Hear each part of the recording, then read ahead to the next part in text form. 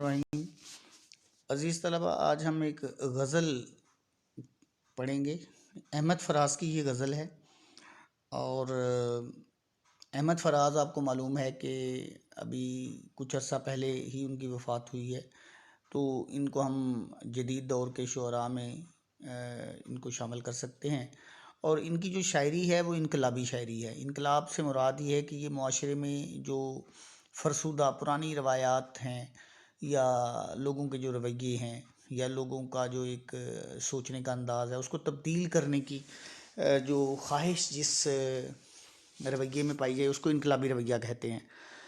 तो अहमद फराज, फैज़ अहमद फैज़, ये बहुत बड़े शुअरा में इनका शुमार होता है, जिन्होंने उर्दू अदब में गज़ल के हवाले से ख़ास तौर पे गज़ल में उन मौज़ूआत को शामिल किया। वरना गज़ल में तो मीर तकी मीर, गालिब और वली दक्कनी, और पुराने उर्दू अदब में तो इस आपको मालूम ही है कि गज़ल का जो मतलब था वो नहायत यानी गैर अखलाकी आप कह सकते हैं कि औरतों के बारे में बातें करना। तो फिर जदीद शुअरा ने इसके अंदर जो है दूसरे मौज़ूआत, समाजी मुआशरती मौज़ूआत, मसाइल का तज़किरा शुरू किया। तो ये जो गज़ल है अहमद फराज की, ये मुआशरे में जो एक कह लें खुशामद, झूठ और जो कह लें दोगलापन, इस तरह के दो तीन अहम जो अखलाकी रवैये हैं जो अमूमन हमारे मुआशरे में बकसरत पाए जाते हैं, इनफरादी तौर पे भी और इज्तमाई तौर पे भी, उसके कह लें उसके ख़िलाफ़ या उसको नुमायाँ करने के लिए या उस पर तंज़ करने के लिए अहमद फराज की ये गज़ल जो है, इसको अगर आप समझें तो बहुत ज़बरदस्त इसमें उसकी अक्कासी की गई है, तंज़ की गई है इसके ऊपर। शुरू करते हैं। लब कुशा हैं लोग, लब कुशा लोग हैं, सरकार को क्या बोलना है, अब लहू बोलेगा तलवार को क्या बोलना है। शायर कहता है कि लोग बोलते हैं, जब लोग बोलना शुरू हो जाएं तो फिर सरकार यानी हुकूमत को लोगों का बयानिया या लोगों की बात अपने मीडिया या अपने अखबारात या रसालों के ज़रिए लोगों को बतानी नहीं पड़ती। लोग ख़ुद ही मुआशरे का रुख मुतय्यन कर लेते हैं अगर उन्हें बोलना आ जाए तो, यानी उन्हें लब खोलना आ जाए तो। अब लहू बोलेगा तलवार को क्या बोलना है। वैसे तो दुनिया में तलवार और ताकत की ज़ुबान बोली जाती है और समझी जाती है। मसलन इस वक्त यूरोप और अमेरिका छाए हुए हैं। आपने देखा गज़ा और फ़लस्तीन के ऊपर जो जुल्म सितम हो रहा है, सारी दुनिया उसमें चीख रही है। इवन उस यूरोप और जो अमेरिका के अवाम हैं वो उस दर्द को महसूस कर रहे हैं, लेकिन हुकूमत नहीं महसूस करती वहाँ की। तो वो अपने मीडिया CNN जो और दूसरे जो उनके स्काई न्यूज़ और उनके जो फॉक्स न्यूज़ वगैरह हैं और जो भी यूरोपियन मीडिया है सारा, वो हुकूमत की ज़ुबान बोल रहा है, यानी वो तलवार की ज़ुबान बोल रहा है। लेकिन मुआशरा जो है वो लहू की ज़ुबान बोल रहा है, यानी वो गज़ा के लोगों का जो लहू बह रहा है उसकी ज़ुबान मुआशरा बोल रहा है, उनके अवाम बोल रहे हैं। तो शायर कहता है अब ये इत्तफाक से गज़ा का ये जो एक सानहा रूनुमा हो रहा है और इतने महीना गुजर गया और तमाशाई बन के सारे लोग देख रहे हैं, लेकिन उस ताकत को कोई रोकने की जुर्रत नहीं कर पा रहा। ताकत जिनके हाथ में वो खुद ही उसके ज़िम्मेदार हैं। और मुसलमान सवाए बेबसी के और जहाद के मुतल्लिक़ अहादीस पर मुश्तमिल स्टेटस लगाने के अलावा कुछ करने की पोजीशन में नहीं है, क्योंकि कमज़ोर की क्या ज़ुबान होती है। तो शायर कहता है कि जब लोगों को बोलना आ जाता है ना, तो फिर सरकारें नहीं बोलती, लोग बोलते हैं और उनके बोलने में असर भी होता है। और फिर जब वो तलवार जो है उसका असर कम हो जाता है लोगों के बोलने से, फिर लहू बोलता है। मज़लूम, यहाँ लहू से मज़लूम मुराद है। फिर मज़लूम की आवाज़ सुनी जाती है, ताकत की और जालिम की आवाज़ लोग नहीं सुनते। तो आजकल हो तो वैसे ये रहा है, लेकिन फ़िलहाल लहू में उतनी ताकत नहीं जो तलवार की के जुल्म को रोक सके। बिकने वालों में जहाँ एक से एक आगे हो, ऐसे मेले में ख़रीदार को क्या बोलना है। ये शेर तंज़ है असल में पाकिस्तानी मुआशरे और दुनिया में भी यही है, लेकिन पाकिस्तान तो खैर इसका एक बेहतरीन आप नमूना कह सकते हैं ना, कि जहाँ ज़मीर बिकते हों, जहाँ ईमान बिकते हों, जहाँ लोग पैसे के ज़रिए अपना ईमान बेच डालते हों और उसमें एक से एक आगे हों अपने आप को बेचने के लिए, आगे बढ़ने की दौड़ में शामिल हो, और मेला लगा हुआ हो ऐसे लोगों का, वहाँ ख़रीदार यानी ख़रीदने वाले को क्या बोलना है खरीदने वाला क्यों बोले कि किसी ने बिकना है तो आ जाओ, वो तो खुद ही भागे हुए आ रहे होते हैं खरीदार के पास के मुझे खरीद लो, मुझे खरीद लो, मुझे इतने पैसे दे दो तो मैं तुम्हारे साथ शामिल हो जाता हूँ। तो ये पाकिस्तानी मुआशरा हो या दुनिया का मुआशरा हो, हमेशा ये एक अलमिया रहा है, ये एक गैर अखलाकी रवैया इंसानी नफ्स, इंसानी फितरत में ये शामिल है। तो उसकी तरफ अहमद फराज ने बड़ी खूबसूरती से इशारा किया है। फिर आगे कहते हैं, लो चले आए। थोड़ा सा मैं वजाहत कर दूं, मैं असल में सिर्फ तस्वीर से ही इसको देख रहा हूँ इस वक्त भी, और वो बहुत बारीक लिखी हुई है, मैं किताब से नहीं इसको देख रहा बिल्कुल भी। और फिलबदी मैं बोलता हूँ हमेशा, तो मेरे पास कोई इसका वो इस वक्त कोई चीज़ नहीं है, इसलिए मैं पढ़ने में मुझे थोड़ी सी मुश्किल पेश आ रही है। लो चले आए अदालत में गवाही देने, मुझको मालूम है किस यार ने क्या बोलना है। कहता है कि अब अदालत में जो गवाही देने के लिए लोग आते हैं, तो मुझे पहले ही पता है कि ये गवाही किसके हक़ में देंगे, यानी इनको किसी ने ख़रीदा होता है। तो हमारी अदालतों का भी वही हाल, हमारे गवाहों का भी वही हाल है, हमारे जो मुकदमात लड़ने वाले वकाला हैं, या हमारा जो निज़ाम कानून है, कानून का जो निज़ाम है, अल्लाह ताला उसकी हिफाजत करे, हमें हदायत दे। लेकिन उसके ऊपर तंज़ की है अहमद फराज ने, और ये हम अपने इर्द गिर्द अपने रोज़मर्रा ज़िंदगी में मुशाहदा करते हैं कि लोग अमूमन ताकत के हक़ में गवाही देते हैं, झूठ के हक़ में गवाही देते हैं, मज़लूम के हक़ में गवाही देने वाले बहुत कम हैं। तो वो कहता है कि अब चले अदालत में गए हैं लोग गवाही देने, और मुझे मालूम है किस यार ने क्या बोलना है, यानी मेरे किस दोस्त ने या किस बंदे ने, यार एक तंज़िया लफ्ज़ उसने बोला है, मुझे मालूम है किस यार ने किस बंदे ने क्या बात करनी है, क्या बात करनी है उसने, ताकत के हक़ में ही बात करनी है, ये तंज़ किया उसने। फिर फैज़ से आगे बढ़ते हैं और कहते हैं, और कुछ देर रहे गोश बर आवाज़ हवा, फिर चरागे सरे दीवार को क्या बोलना है। ये बड़ा ही खूबसूरत शेर है, काश आपको समझाने में मैं कामयाब हो सकूं। शायर कहता है कि कुछ देर रहे, कुछ देर तो जलता रहे, गोश बर आवाज़ हवा, यानी आवाज़ जो है वो हवा, हवा की आवाज़ पे कान लगे रहें, यानी गोश कान को कहेंगे यहाँ पे। आपने सुना होगा खरगोश, जो लफ्ज़ है खरगोश, तो खर गधे को कहते हैं, गोश कान को कहते हैं। तो जिसके कान गधे की तरह लंबे होना, उस जानवर को खरगोश कहते हैं। तो ये खर तो हो गया ना, गोश तो हो गए कान। तो कहता है कि कुछ देर तो आवाज़ की तरफ कान लगे रहे, फिर चरागे सरे दीवार को क्या बोलना है। यानी असल में पूरे दूसरे मिसरे को पढ़ें तो समझ में आएगी कि दीवार पे जब चिराग रखा जाए तो तेज़ हवा उसे बुझा देती है। यानी ये एक अलामत के तौर पे बयान कर रहा है कि रात के वक्त दीवार पे चिराग रखा तो हवा कुछ देर तो वो जलता रहता है, हवा को कान लगा के सुनता रहता है।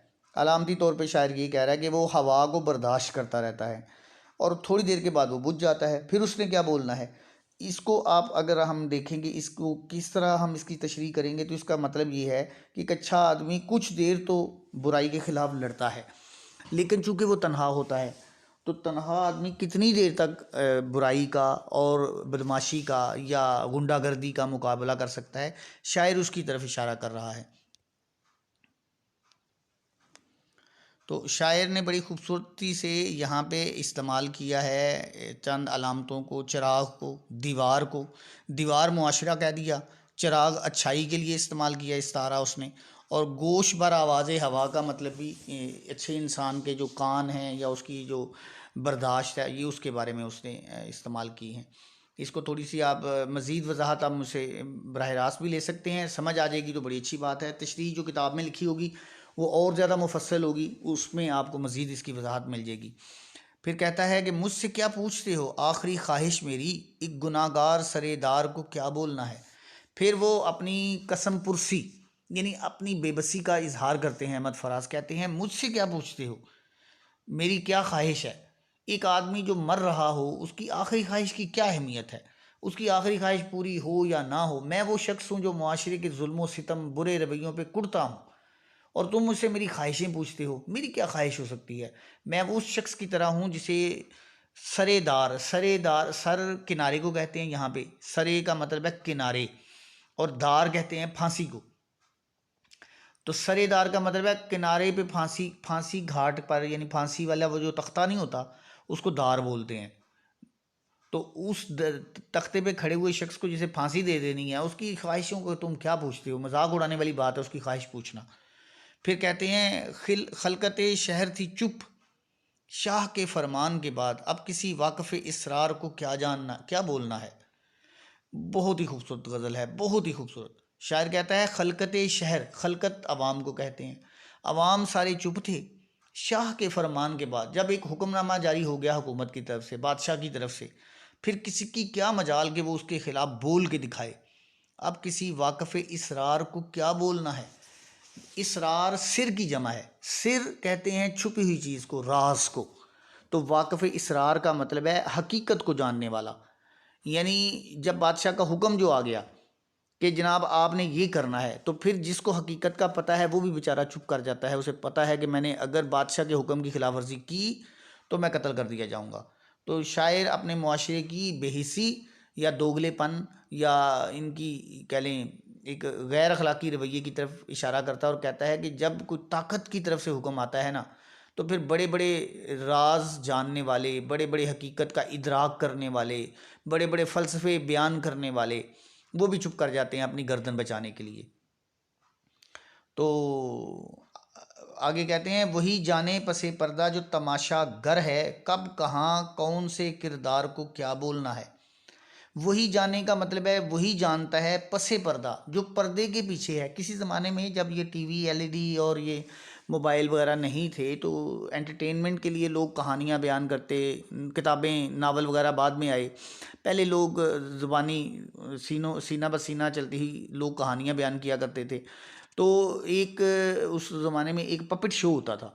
एक पर्दा सा कपड़े का एक पर्दा बना लेते थे, पीछे उसकी लाइट ऑन कर देते थे और आगे उसके वो पुतलियाँ सी छोटे छोटे ये गुड्डे गुड्डियाँ जो है उस तरह बना के उनको धागों से बांध के उसको वो हिलाते, तो वो मुख्तलिफ हरकतें करते, लोग सामने बैठ के बिल्कुल टीवी की तरह उसके सामने बैठते और फिर हंसते। उस सादा सा दौर था, उनके लिए वही एंटरटेनमेंट थी। तो वो जो पुतलियाँ नाचती थी उनकी डोरें असल में दीवार पसे पर्दा, पर्दे के पीछे जो खड़ा होता था ना पुतली घर, तमाशा घर, उसके हाथ में होती थी।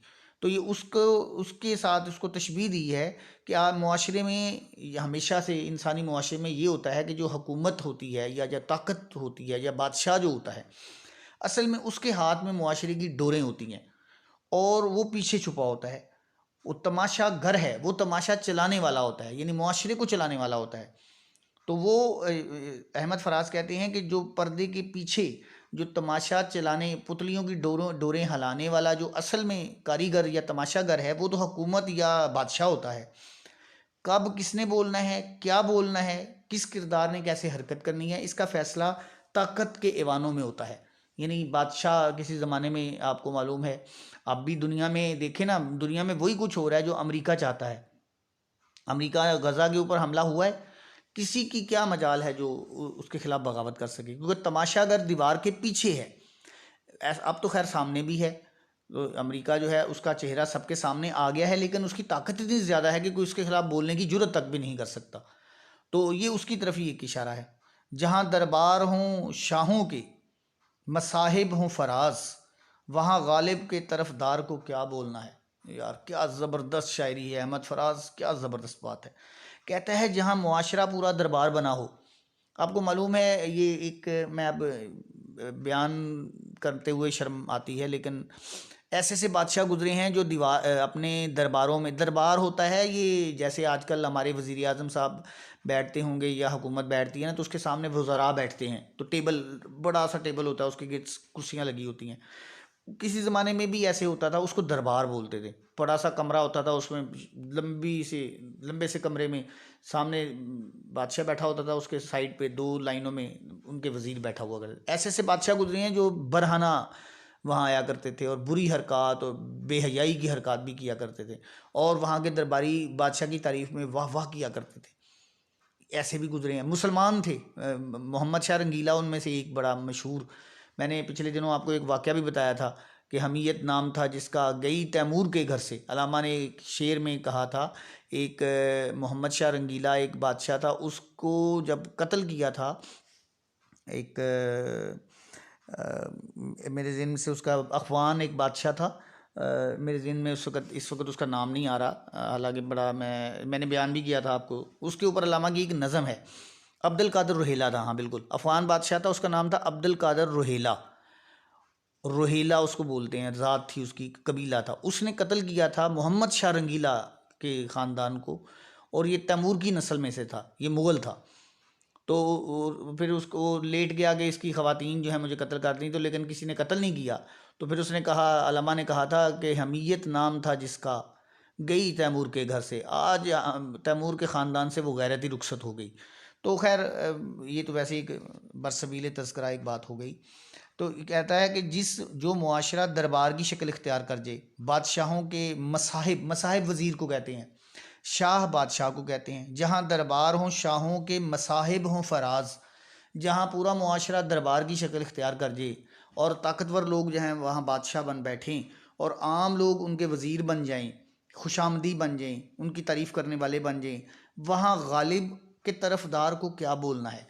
यानी गालिब का इस्तारा अलामत इस्तेमाल की है कि वहाँ शायरी करने वाला, वहाँ कानून बोलने वाला, फ़लसफ़ा बोलने वाला, अखलाक बोलने वाला, किरदार बोलने वाला, मुआशरे में इस्लाह करने वाला, अहमद फराज जैसा बंदा, फैज़ अहमद फैज़ जैसा बंदा, गालिब इकबाल जैसा बंदा वहाँ चुप ही कर जाए तो बेहतर है। क्योंकि उस मुआशरे में जहाँ सिर्फ बादशाह की तारीफ़ लोग सुन करते हैं और बादशाह सिर्फ तारीफ़ सुनना चाहता है, वहाँ किसी को बेहतर है अपनी गर्दन बचाने के लिए वो खामोश हो जाए, चुप हो जाए, क्योंकि कोई उसे सुनना नहीं चाहता। ये बड़ी खूबसूरत गज़ल थी अहमद फराज की, और ये इसकी उनकी किताब है इश्क़ जनू पेशा। तो ये उसकी तशरीह हमने पढ़ी है। मैं वीडियो को ज़्यादा तवील हो रही है, इसको ख़त्म कर देता हूँ जल्दी से। तो उम्मीद है आपको इसकी समझ आ गई होगी। इस बहुत ही खूबसूरत है, इसको सिलेबस में हो या ना हो ये पढ़ने के काबिल गज़ल है। तो अल्लाह हाफ़िज़। आज का जो लेक्चर है इस पर ख़त्म करते हैं। अल्लाह हाफ़िज़।